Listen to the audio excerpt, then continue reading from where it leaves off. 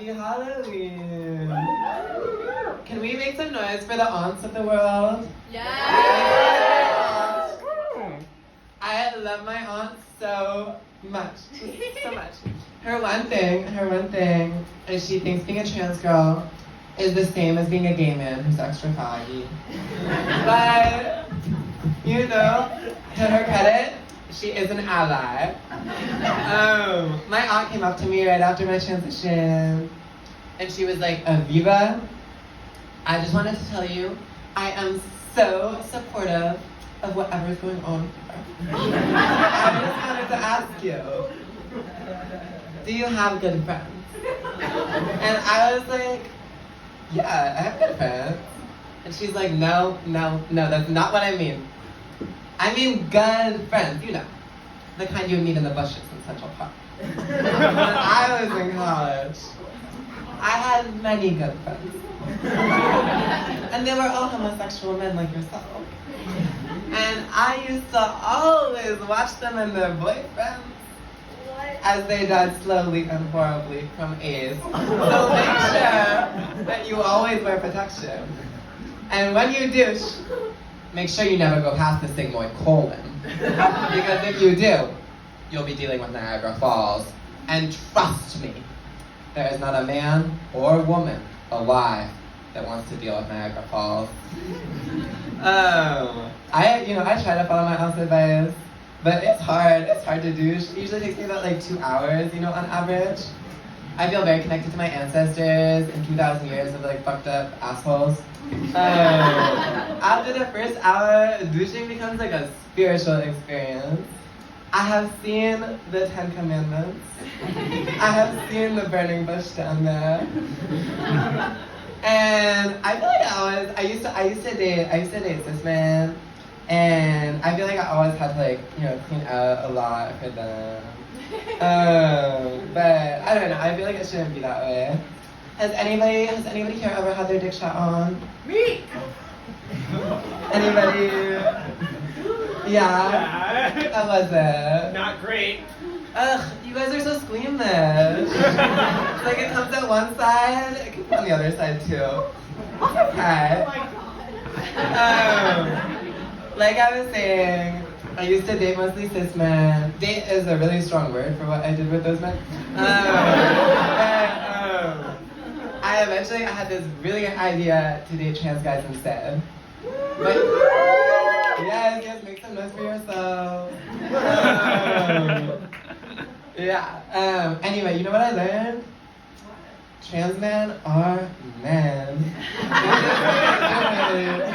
They do it differently than the cis guys. The cis guys will drive you out to the railroad tracks, fuck you, and then leave you to like walk home. And the trans guys, they'll take you out to dinner, they'll buy you flowers, they'll explain nuclear cinema to you, and then they'll ghost you if you don't want to top them.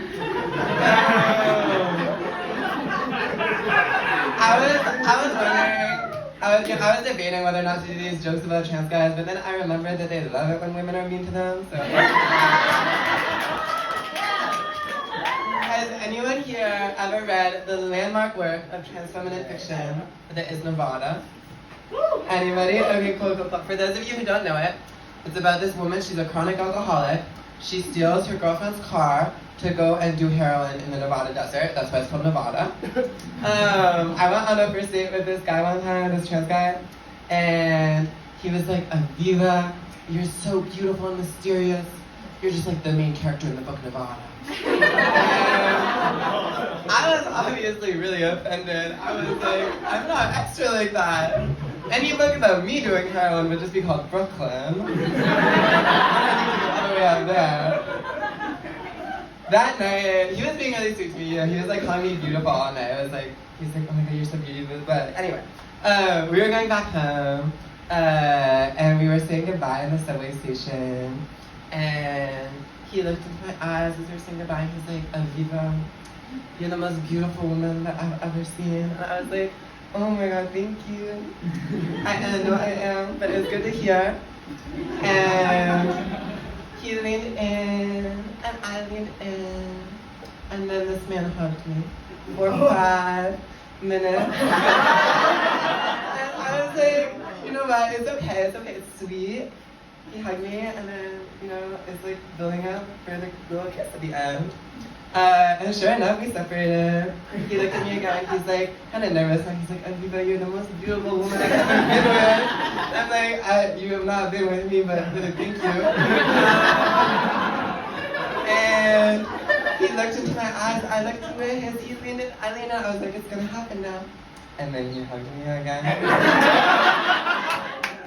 And I left after this, I went home, and I opened up my Instagram, and I saw you had posted a photo of both of us, and he was like, I had a magical transgender evening tonight. Oh. And I was like, well, I am so glad one of us did.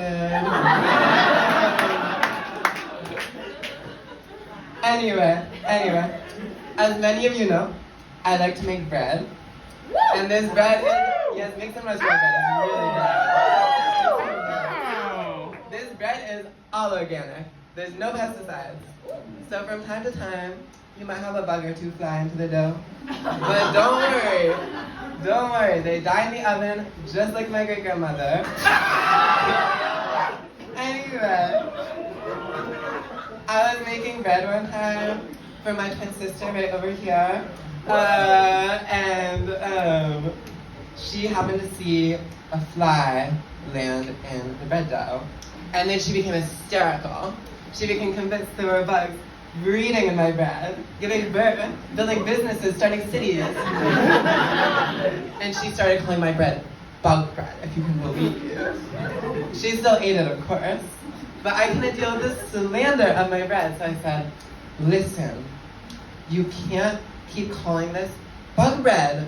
We are two highly sophisticated transgender women living in a cosmopolitan city, and we are eating artisanal, handcrafted, locally sourced, queer, woman-owned and operated sourdough bread that I made with my own two hands.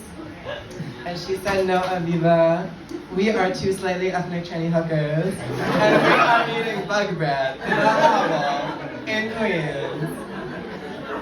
I've been the TSJS, Aviva Pearl, and now make some noise for my incredible co-host. You know her as Shooky as the Wise. It's Feliz Felix!